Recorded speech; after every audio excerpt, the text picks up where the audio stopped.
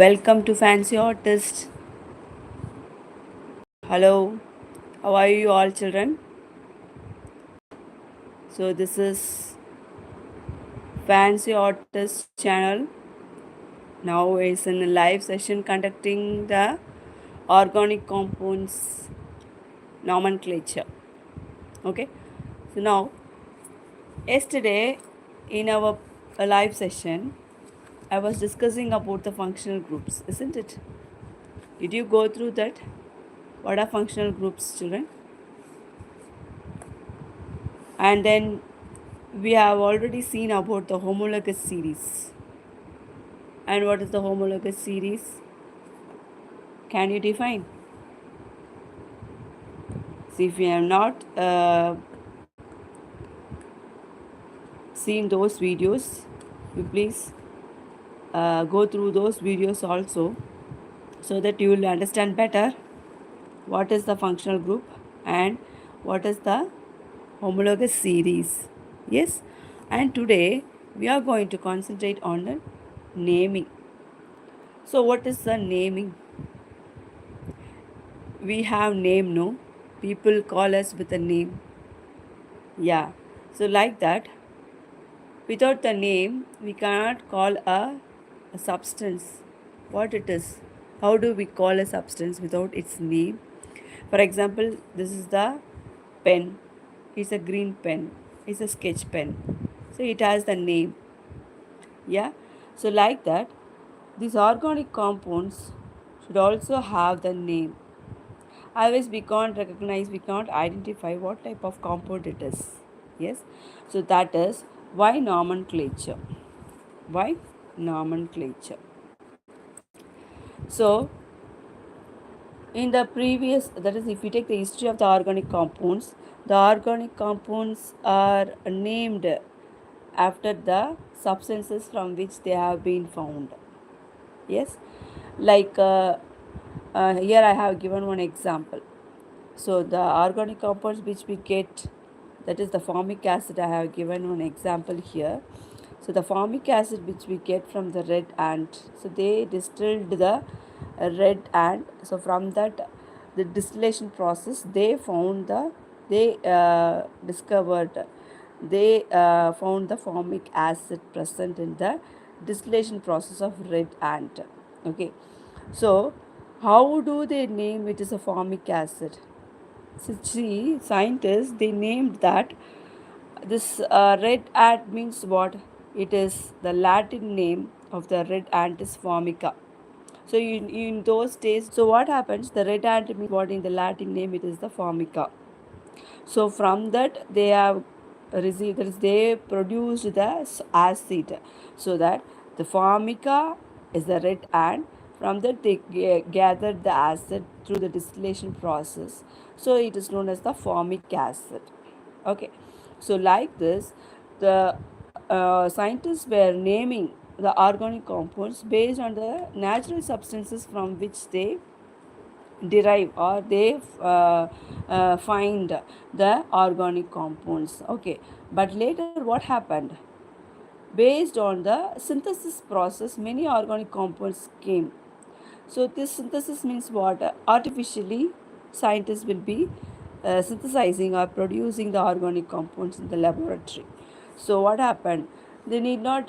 They are unable to name them, because if it is a natural material means it's very easy for them to name the organic compounds from which they get the source. Okay, but later what happened? Due to the artificial synthesis of organic compounds, what they decided to frame a systematic method, so that is the organic compounds, no, they were being synthesized artificially in the lab. So that what happened, they framed a systematic method.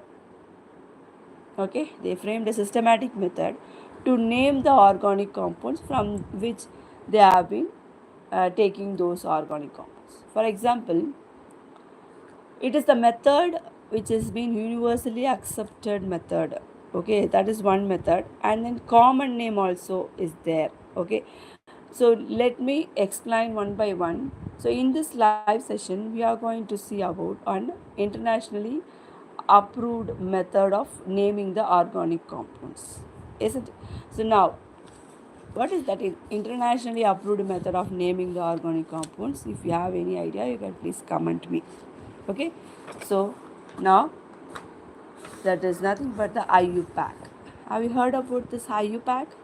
Yeah, if you are a class 11 student or class 12 student, you will know what is an IUPAC. But class 10 students, they will also know, but in class 9, they would have heard about this IUPAC name already in class 9, 8. Yeah, so now let me explain in detail about the IUPAC naming. So, what is the abbreviation of this IUPAC? I stands for international, U stands for union, and P stands for the pure. Yeah, and then A stands for the applied, and then N, the C last one stands for the chemistry. So it's nothing but International Union of Pure and Applied Chemistry. That's known as the IUPAC. What is that? Internationally Union of Pure and Applied Chemistry. That is known as the IUPAC. Okay, so this is about the nomenclature, because this IUPAC only was the method was very useful for the scientists to name the organic compounds, to name the carbon compounds. Okay, so now if you are new to my channel, please subscribe and share the videos which you see in the live session among your friends, among your neighbors, those who are in class 10 and 11, and also subscribe my channel for the upcoming live sessions. Yes, and let me continue this live session. So in the fancy artist, okay, so this fancy artist is will be useful for the students who are preparing for the board exam, and also those who are need the, what to say, that small chunks of topics in detail. They are unable to understand those topics are is elaborated in a simple and easy way, so that it will not, so that it will be in your memory. You won't forget it. It will be in your memory. You need not memorize each and every time for the exam. So once if you sit and concentrate for at least 20 minutes daily, so definitely you will score good marks.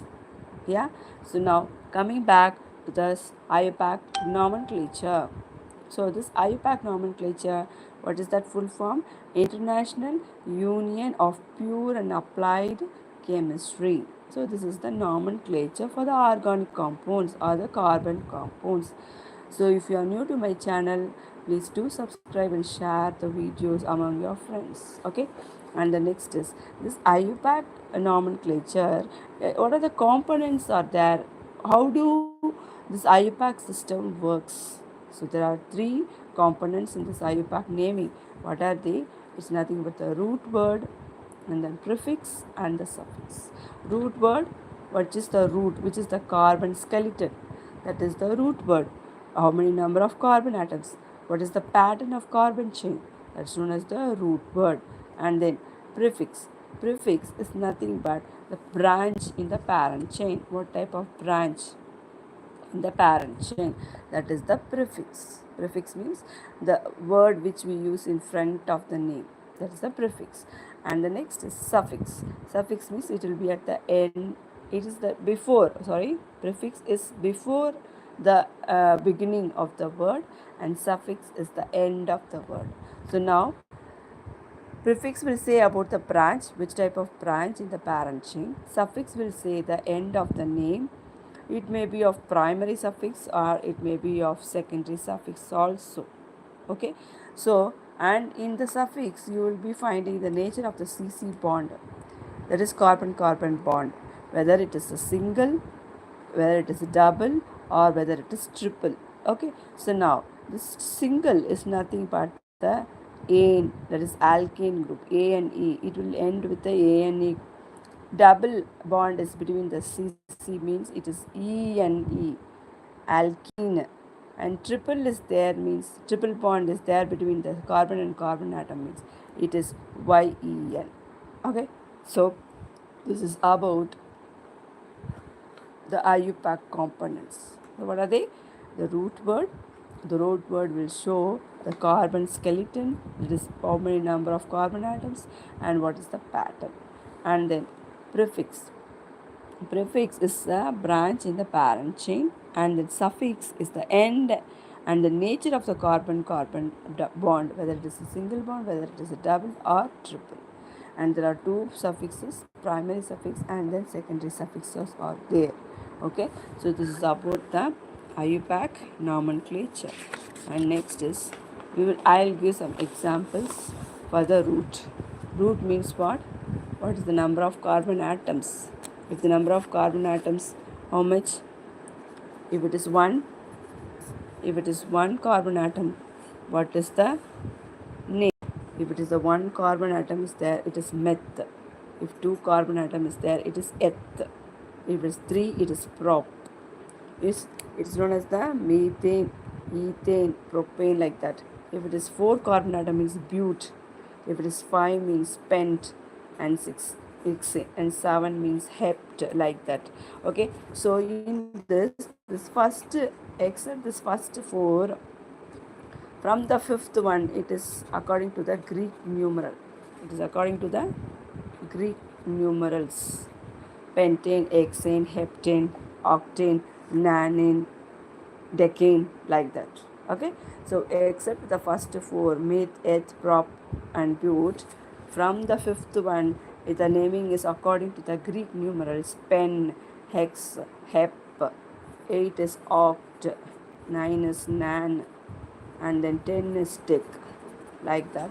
So based on the Greek numerals, you will be from the fifth one, the order will be like this, but from the first to fourth, it is simple. Already we know that. Okay, so this is the root word. And the next, coming to the prefix. Prefix is nothing but the substituent. What substituent? Or the branch. Prefix, we can also say it is a substituent or the branch. Okay, children. So now if it is fluoro, okay, F is there, fluorine group is there, you say fluoro. If it is Cl is there, it is chloro. Okay, if it is Br is there, bromo. If it is NH2 group is there, it is amino. If it is CH3 is there, it is methyl. Okay, so this is fluoro, chloro, bromo, NH2 is amino, and then CH3 is methyl. So like that, there are so many prefixes we are going to see in the upcoming sessions.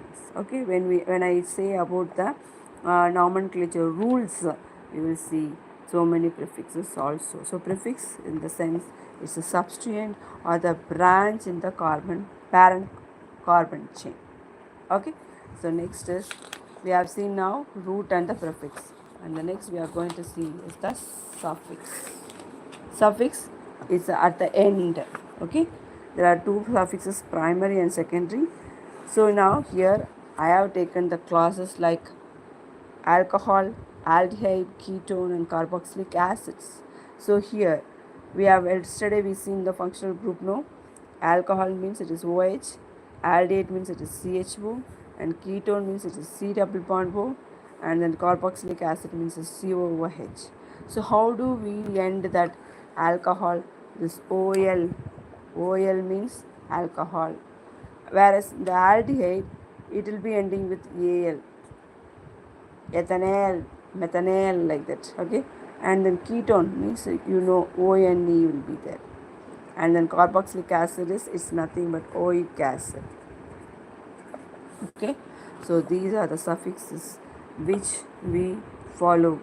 For examples I have given here. Okay, so based on the functional group, the suffixes will be there, whether it is an alcohol, whether it is a aldehyde, ketone group, or carboxylic acid.